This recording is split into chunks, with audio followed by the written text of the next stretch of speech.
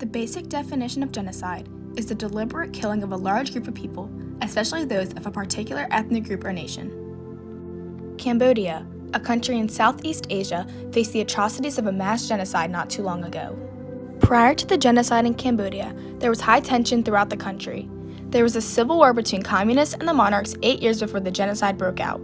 There was income inequality between the urban and rural people. The urban people were much wealthier, and this inequality made Cambodia an easy target for genocide. In 1975, the genocide began. The leader of Cambodia and the Khmer Rouge Army, Pol Pot, wanted Cambodia to become a strictly agricultural country. He forced people to move out of rural areas and work as farmers. The Khmer Rouge Army was a communist group, and it was the main ethnic group in Cambodia at the time. The army was associated with the color red, and it was able to grow from the aid of the North Vietnamese allies. The victims included base people and new people.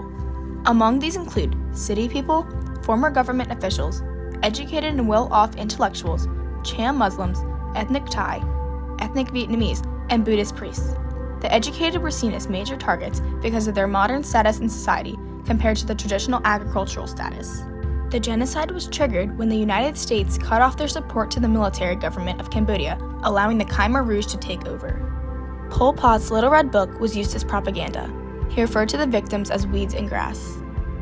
People were executed, shot, tortured, starved, overworked, sexually tortured, raped, and were forced to march through fields.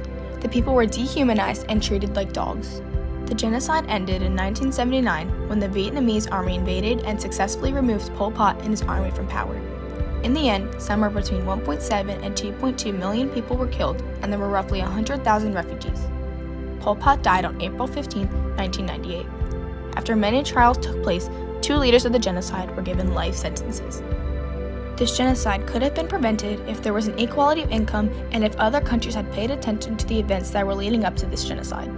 Also, it could have been prevented if early warning signs were brought to attention. For example, Pol Pot announced that he had had a need to purify Cambodia and the country was cut off from all foreign influences. This should have been seen as a red flag to outside and neighboring countries. We need to learn from these terrible occurrences and prevent history from repeating itself. Leaders of countries need to be vigilant and interfere before mass destruction is already done. We need to look at the warning signs before it is too late and be more aware of our surroundings. No person should ever have to go through what the Cambodians went through.